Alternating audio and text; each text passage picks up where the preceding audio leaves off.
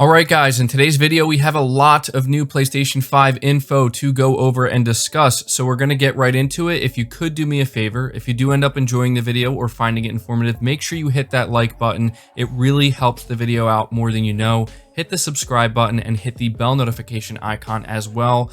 But diving right into it, Sony expects the PlayStation 5 sales to top 7 million by March 2021. And yes, that does mean that they are expecting the PS5 to outperform the PS4 in the same time frame.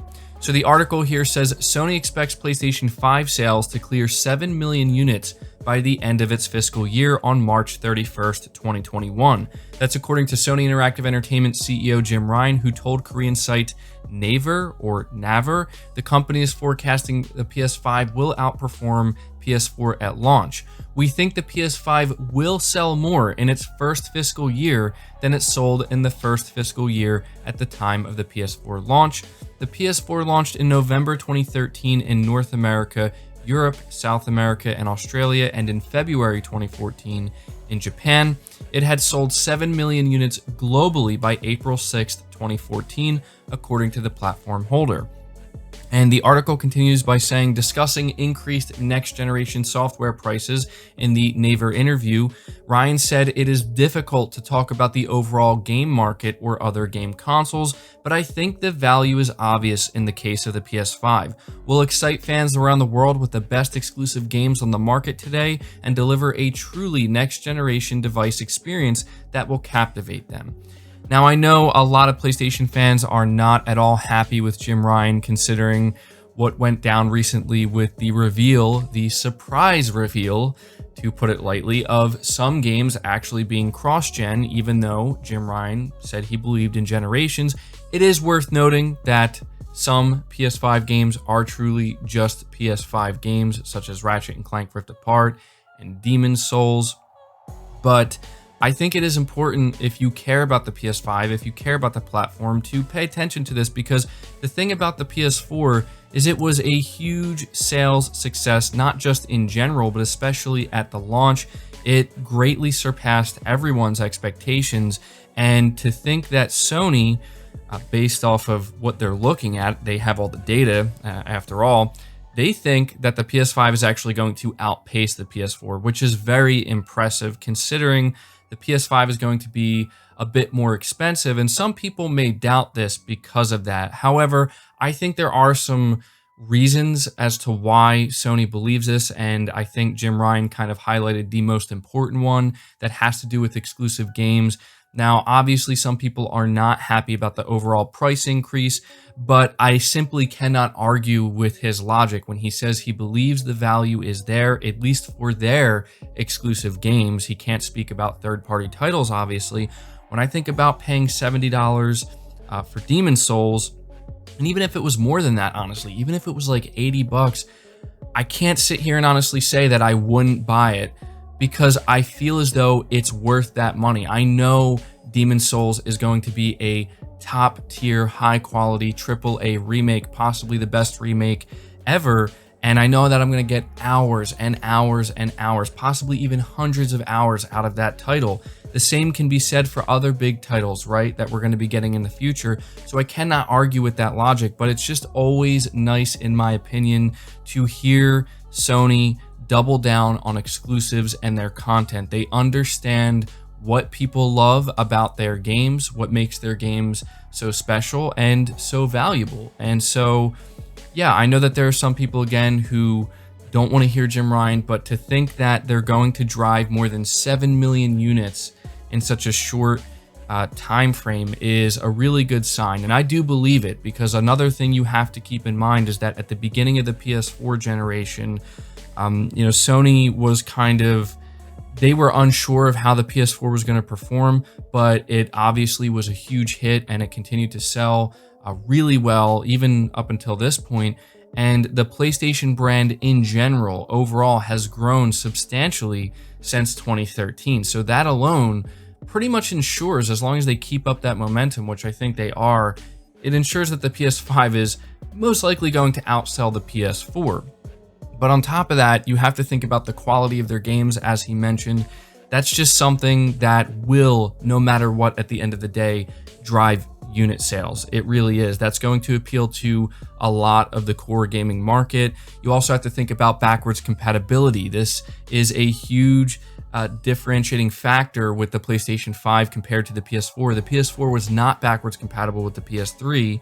The PS5 is backwards compatible with the PS4. That's a big deal to a lot of people. You're talking about having a ton of third-party support, which is something that we're already seeing. I believe we saw the first trailer and screenshots of NBA 2K21, which is a big multi-platform game, and they looked stunning. They looked really good, and I think it really kind of removes any doubt that anybody may have about how third-party games are going to look and run on the PS5. And on top of all that, the hardware itself is pretty cutting-edge technology, to whereas when you look back to the PS4, it was kind of argued that some of the stuff they're using, some of the components, even at that time, were considered a little bit dated. This time around, it's the complete opposite. So I think all of this stuff just bodes really well for the PS5, and I think it backs up what Jim Ryan is saying here and why Sony has the expectations they do when it comes to sales. It will be interesting to see how the PS5 continues to sell beyond that, whether it's actually going to speed up or slow down. But one thing I really have to emphasize here before moving on to the next topic is I am very happy to see Sony's continued commitment to their first-party content, but not just their first-party content, the quality of it and the understanding of what makes it stand out, what kind of, keeps it a cut above the rest or most. So really happy to see that.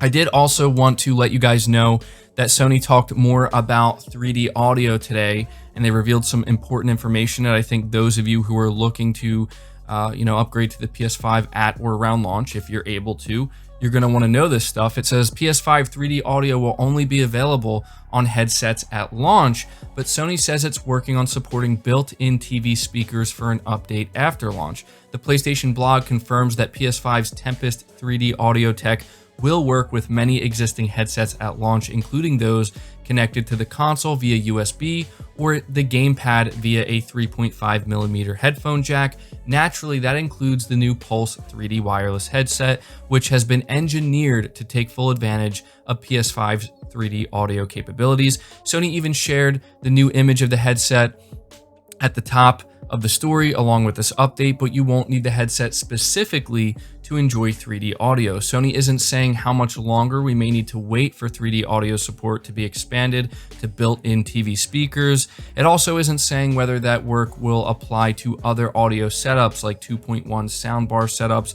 Presumably, you wouldn't have much need for 3D audio software if you already have a physical surround sound system. Along with the update on 3D audio, Sony also shared a list of PS5 games that will support the feature. The list is not exhaustive, but it is a good start for folks who already know they want to give their ears a treat on the next generation console. So these are the games that are listed: Marvel Spider-Man Miles Morales, Marvel Spider-Man Remastered, Astro's Playroom, Gran Turismo 7, Returnal, Destruction All-Stars, Demon Souls, Ratchet & Clank Rift Apart, Sackboy: A Big Adventure, Horizon Forbidden West, and Resident Evil Village. So as you can see here, there's not a ton of third-party support yet, but I really hope that this is something that more third-party developers do decide to support, because I really like what Sony's going for here with the 3D audio. And it is unfortunate that it's not going to be available for just regular TV speakers at launch, but rest assured that will be coming in an update in the future. It will be there for headsets. It sounds like it's going to be there for pretty much all compatible headsets that will work with the PS5, and I think that's what matters most. So let me know down in the comments below if you were able to secure a pre-order for the new Pulse headset. I was able to, so I will probably let you guys know what my experience with it is like when I finally get my hands on it. And let me know if you're excited about the 3D audio. But the last thing I want to mention here before ending this video is something that I was unsure of whether or not I should talk about this, because I think this is something that really only affects Japanese users when it comes to PlayStation. Apparently, Sony is swapping the X and Circle buttons, and it's a little bit confusing, but it's a big deal to Japanese users once again, because it has always been kind of the opposite of what we see in the West, where X is to confirm and Circle is sometimes, usually, used to cancel something or go back. It's been the opposite pretty much since day one on PlayStation in Japan, where you press Circle to confirm and X or cross to go back. And you kind of understand how that works. This is a pretty significant change. What's really bizarre about this, though, is apparently this is not going to be implemented into games, right? So if you're playing the Japanese version of Demon's Souls, you're still going to be able to use Circle to confirm and X to cancel. But when it comes to everything else about the PS5, it's going to be the opposite. That's really strange to me.